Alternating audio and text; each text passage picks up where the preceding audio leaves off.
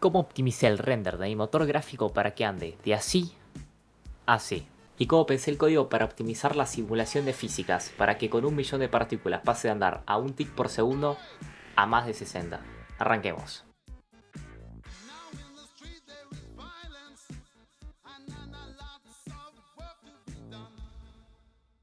El principal problema que tiene nuestro simulador es que por cada partícula que hay calculamos su velocidad, lo cual no tiene sentido porque si hay alguna partícula quieta no es necesario que calculemos dónde tiene que ir porque está quieta. Entonces lo primero que voy a hacer es solucionar eso. Las partículas que están quietas no van a ser calculadas. Pero antes de eso, para ver cuánto rendimiento estamos ganando, voy a hacer un pequeño benchmark. Un benchmark es básicamente medir que también está funcionando algo. En este caso, en cada tick voy a calcular cuánto se está tomando la computadora en calcularlo. Lo que estoy haciendo acá es guardar una variable el milisegundo en el cual se empieza a calcular y después eso le resto el milisegundo en el cual terminó todo y nos va a dar la cantidad de tiempo que se tardó. Por ejemplo, si en el milisegundo 1000 arrancó y terminó el 2000, tardó 1000 milisegundos, que sería un segundo en hacer todo el cálculo. Ok, descubrí algo bastante interesante haciendo benchmarks. Fíjense esto, yo estoy midiendo cuando arranca el tick y cuando termina. Si yo empiezo a colocar partículas, fíjense cómo el tiempo son 20 milisegundos, lo cual no es nada. Pero se empieza a laguear. Lo que se laguea no es el tick rate, lo que se está lagueando son los FPS. O sea, el problema está en cómo renderizo las partículas y no en cómo se calcula la física. Así que me cambió toda la idea que tenía de cómo optimizarlo, porque para optimizar de FPS la verdad es que no tengo idea, así que voy a tener que investigar. Antes de empezar a optimizar el motor gráfico, necesitamos saber cómo funciona el motor gráfico y cómo funciona el render de nuestro engine. El render de nuestra PC lo hace la gráfica. Nuestro procesador le pasa a la GPU, o sea, a la gráfica, cierta información que son estos triángulos. Y después la gráfica se encarga de renderizarlo, que sería esto de acá, y le pone una textura.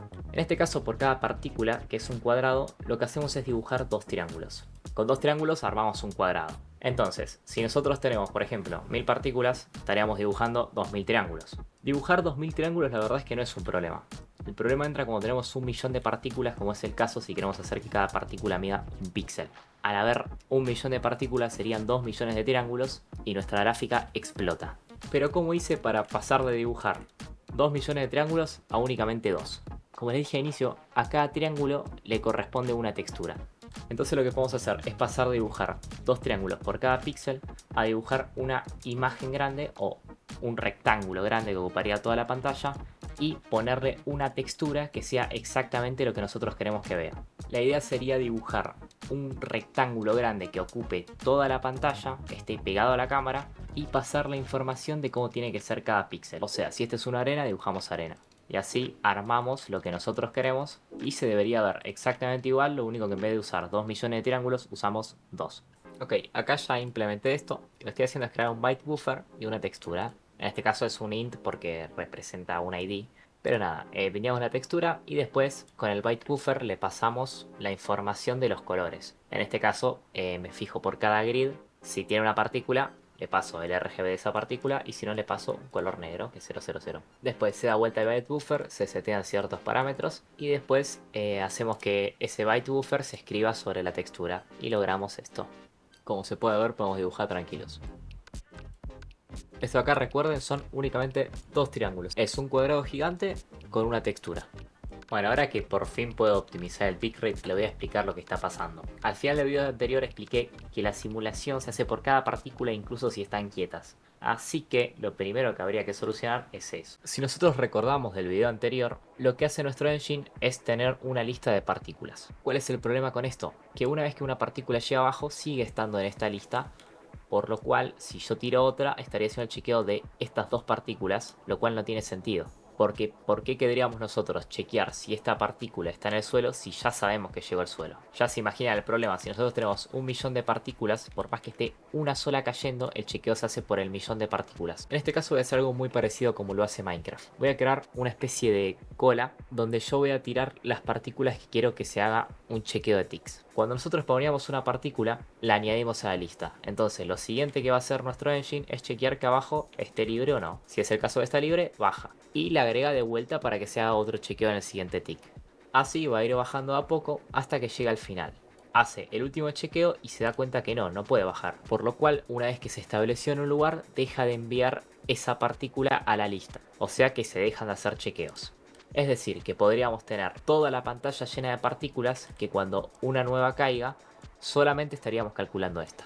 ¿Cuál es el problema de esto? Bueno, es bastante parecido a lo que pasa con la arena volando en Minecraft. Imaginemos que tenemos esta situación donde hay un bloque arriba de otro. Si por algo de la vida este de acá se va, este ya se estableció y quedaría volando. Entonces la gracia es que cuando nosotros sacamos un bloque, tenemos que avisarle a los vecinos para que se actualicen. En este caso, al sacar este bloque, le avisaría a los vecinos. Un vecino es el de arriba. Y le diría que tiene que hacer el chequeo. Lo hace y cae.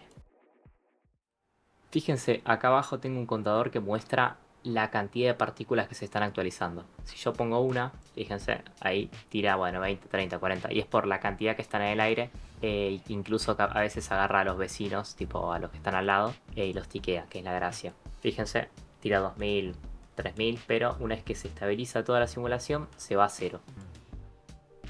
Vamos a probarlo en grande.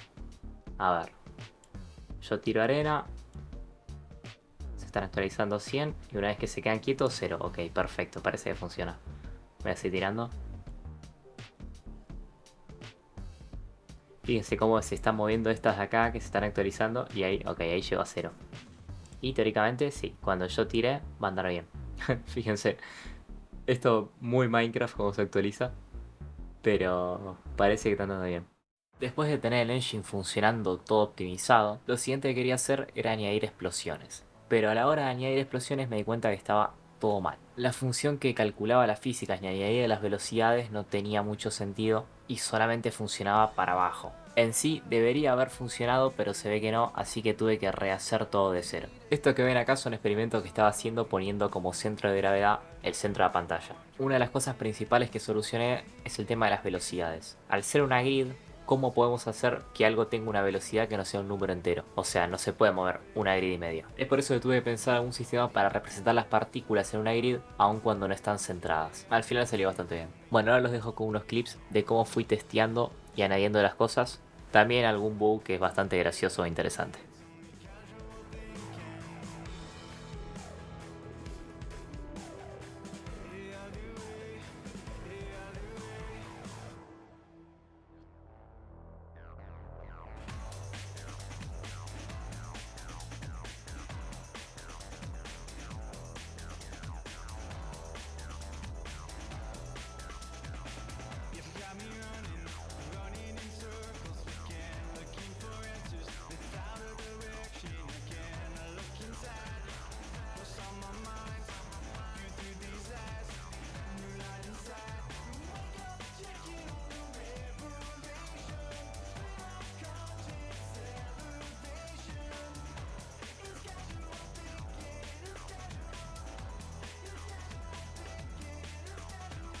Después lo último que hice fue añadir un sistema de historial, que básicamente guarda cuáles fueron las últimas partículas que fuimos poniendo y si apretamos control Z las podemos sacar. Ahora sí, me despido. Gracias por ver.